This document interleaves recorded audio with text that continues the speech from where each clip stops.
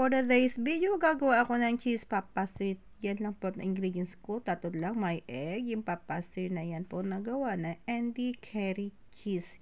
Yan lang. Of course, first, hinati ko po yung curry cheese at saka yung pop pastry into 4 pieces. Yung isang piraso, hinati ko po ng 4. Ganyan. And then, tinupi sa gilid and nilagyan ng konting design. Kailangan po idikit mabuti para hindi siya maglabas po yung cheese.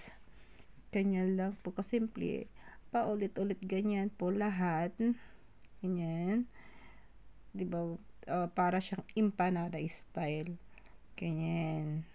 Pasensya na po at wala akong cameraman. Ako lang kumukuha ang sarili ko. Ganyan.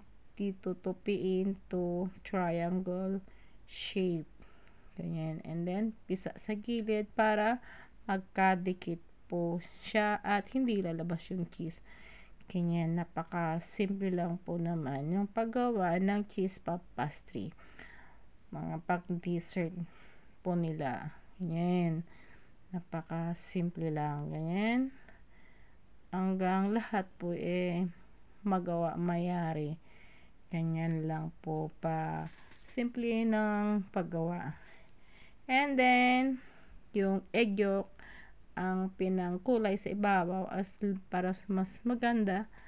Ganyan lang po, magkakakulay siya. Ayan, egg yolk po yan nilagay ko lahat. Ganyan. Diba? Napakarami pong nagawa ko, nayari ko. Ganyan lang po. Yung style niya is para siyang hopia. Yung pop pastry na yan. Pero cheese po sa palaman niya. Yan, ganyan lang po lahat. Diba? Napakasimple lang yung paggawa ng cheese pop pastry. And then, ilalagay po sa oven. Ayan. Hanggang magpapop talaga siya. Ganyan. Hanggang magiging golden brown po yung cheese na yan. Yan. Antayin natin. Okay, ganyan. Napakadali lang, diba? Ganyan lang po. Una kasing ginawa ko is yung ilalim muna, nung alam ko medyo luto-luto ng ilalim, and then next po yung ibabaw. Ganyan po kinalabasan, diba? Ayan, ilalagay na natin dyan at maglalagay ako ng sugar syrup. Ayan, ganyan na po. Ginawa ko yan dati, lagi akong nag-stack na ganyan at lagi akong gumagawa kasi lagi silang request ng ganyan, pop pastry, and yung cheese roll, yun yung pinaglalagay ko. Ayan. Ready to serve na. Prepare na natin. Pinapaikot-ikot yun kasi para mag-spread po yung sugar. Ayan, di ba?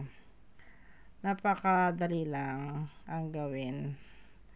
Pwede na magmasa ng harina.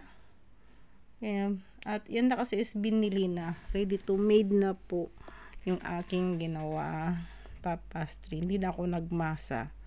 And ready na. And then, naglagay ako ng pistachio. Ang design sa ibabaw. Ganyan lang po. Napakadali.